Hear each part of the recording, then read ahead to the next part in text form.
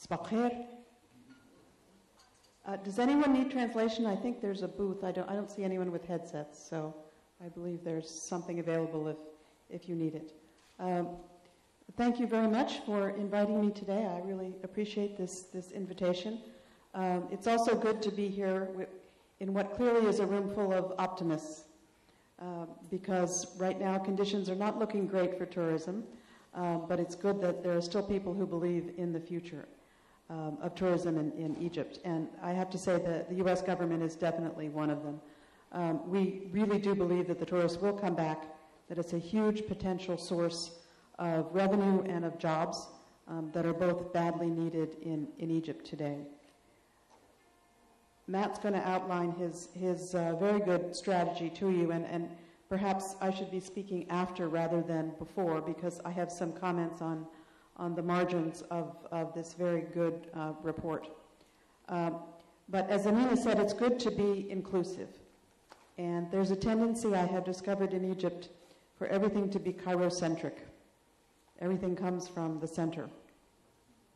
And I'm here just to remind you that there is actually life outside of Cairo. And in terms of tourism, I think Alexandria and the North Coast in particular have been particularly neglected in recent years in terms of the potential, which is, in my view, enormous. But as you look at the report, I just want to make a couple of comments ahead of the actual briefing. One is on domestic tourism. This report is focused on how to get foreign tourists here, although many of the strategies can apply domestically. But please don't neglect Egyptians. Alexandria gets over 1 million beach tourists every year, and they too would benefit from improved transportation, improved tourist services, finding new things to do, and new ways to spend their money. In fact, the local hotels tell me that, in fact, the local tourists are a more reliable source of income and provide a higher margin in some cases than the foreign tourists. So definitely don't forget them.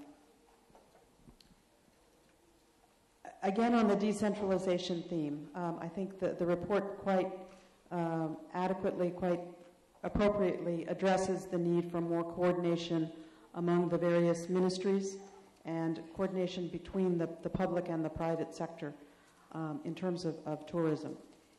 And because Cairo is so dominant in terms of government organization, what I have discovered is that the offices of the various ministries outside of Cairo have very little power and very little ability. They feel like they are not empowered to offer suggestions or promote change. And this is really critical if you're going to make a strategy of sub-destinations succeed. There's also no mechanism, at least in Alexandria, for coordinating among the various entities.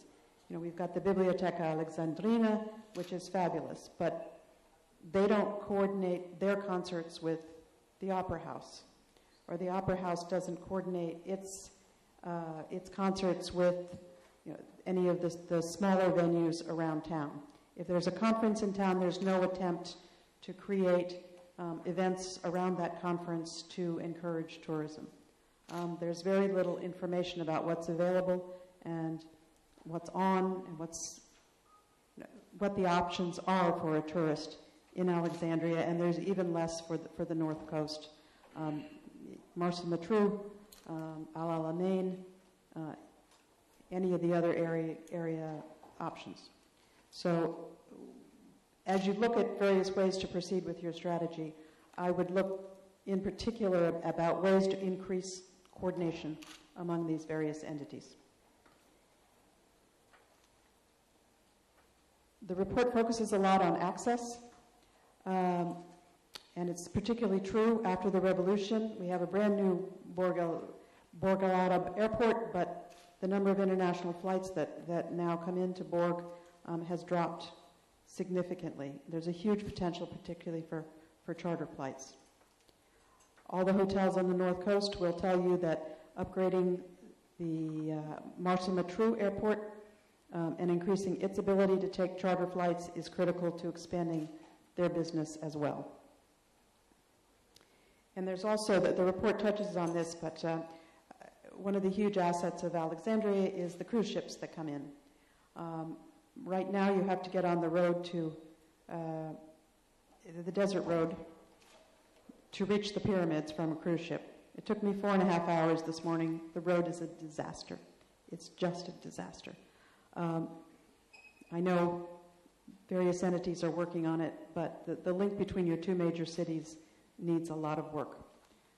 Another option, however, is something that was proposed but never implemented a number of years ago, which is a rail link from the port up to Giza that would move tourists and really give them an optimal experience, I think.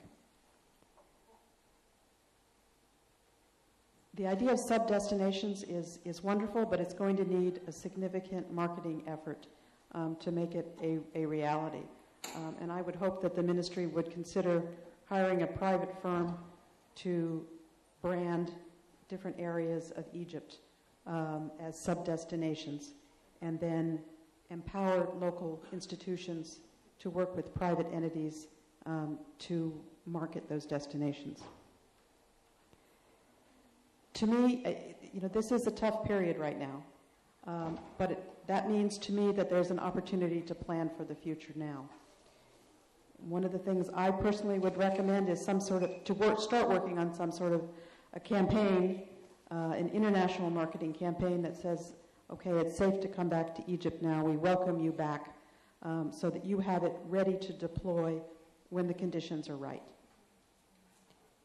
Because the CNN effect right now, as I don't need to tell you, that's what we call it, the constant signs of trouble on the streets being broadcast to the world.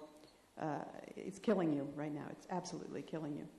But to overcome that, you're going to have to need a significant effort on the marketing side to do so. The report focuses on the need to upgrade the tourism police, which is very, very good. But there's something that's missing, in my view, from your coordination strategy and your entities that belong to the council. The Army is not there. The biggest asset on the Mediterranean coast is the Mediterranean, but accessing it has been severely restricted by security restrictions on how you can move boats, whether you can move boats, access to land for development, a variety of these things. So I would recommend that you reach out to the armed forces to begin a conversation. I mean, these rules were written a number of years ago and things have changed. So there could be a possibility for new attitudes on how to open up what is a tremendous market for marinas, marina services, which is a whole industry in itself. The cost of parking your yacht in Monaco is high. Egypt could offer an enormous discount on something like that and attract high-end consumers here over to the other side of the Mediterranean. There's water sports that are not exploited except in a very, very few small places. For example, sport fishing, boat races, yacht regattas, etc. There is just an enormous potential there that isn't being used. And there are certainly models all around the world and the Mediterranean to show how one can balance security interests and still have a thriving tourist industry.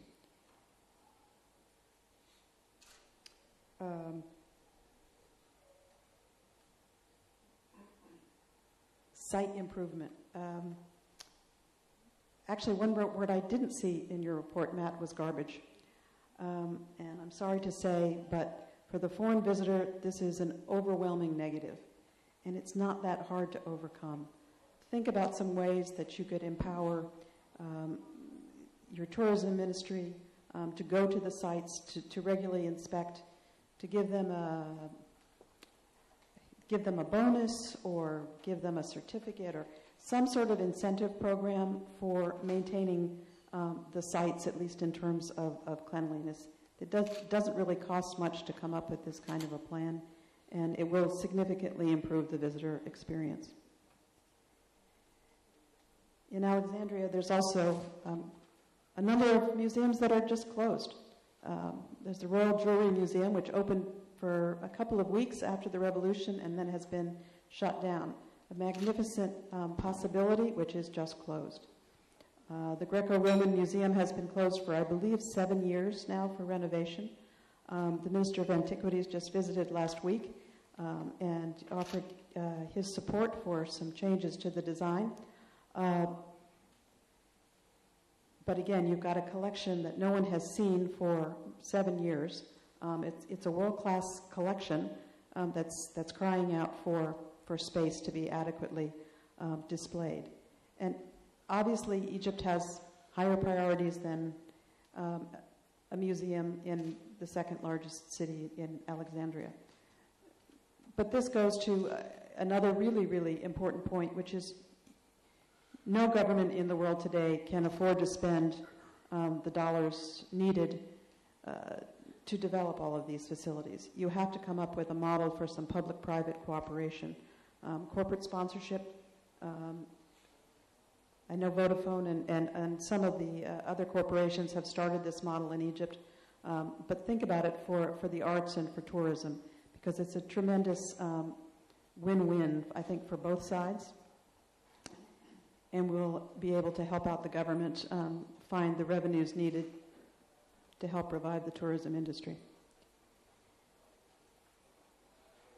The other issue is product diversification, and product not just in terms of destinations, but actual things that you buy at the market.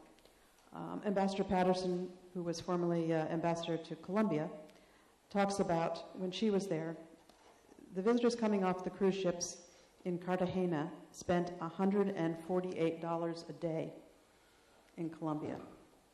Now, if you multiply that by 2,000 to 3,000 passengers per ship times hundreds of visits a year, that's a huge amount of potential revenue. But what the tourists have to buy these days is papyrus made from banana leaves and pyramids made in China. There are some crafts out there, but your crafts industry is dying. Those that are being produced in Egypt, which are some great quality products, are not getting to the tourists. And believe me, the folks that come off of these cruise ships have the money to spend. They just need some money they need some place to spend the money. They need the products to buy. And it can create income. It can help with heritage preservation in areas like Siwa for the Bedou. It's a way to help the social side of tourism that Amina was addressing earlier, and actually bring in revenues to Egypt. In Alexandria, we've done some initiatives on tourism. With the Alexandria Businessmen's Association, we sponsored a conference on tourism last year, and I've got copies in English and Arabic of the recommendations that were made, if anyone wants to see a copy. And we followed up on a few of those initiatives. This week we are going to the Alexandria port to see if we can assist them in rewriting a tender for the cruise terminal. There's a beautiful, magnificent building that exists, which is absolutely empty. So passengers walk through it. They don't spend a dime there because it's empty. There are some small shops outside, which you have to make an extra effort to go to. But again, it should be full of shops selling products that are made in Egypt and wonderful Egyptian food, opportunities for music, and other shopping. So we are working with the port, and the ministry has very graciously agreed to work with us on this project. So we appreciate that and look forward to hopefully creating a better experience for the cruise operators and the cruise passengers. One of Egypt's challenges has been you come to visit the pyramids or you do the Nile tour, and generally you don't come back. But what we have seen in the cruise industry is, in fact, they are coming back. And after they see the pyramids, we need to create an experience for them on the second tour. So there's an opportunity there with passengers who are already expressed a willingness to come back to Egypt. We're also going to check out the possibility of creating a sound and light show for Alexandria. Alexandria has a rich and very diverse multicultural history. A sound and light show in Arabic and English could serve both the domestic and the international tourist market, gives people something to do at night, and hopefully create some job promotion around the area where we hope the Ministry of Culture will agree to show the product. And we are also trying to work with the local crafts industry, as I mentioned before, to try and encourage jobs and ways for them to market their products. So that sort of covers our range of initiatives. One thing that's great about a strategy is it's wonderful, and you read it and you say, oh, that's really good, and you put it in the drawer. My recommendation would be to not just put it in the drawer, but to prioritize the recommendations and make some progress while you're waiting for the visitors to come back. Thank you.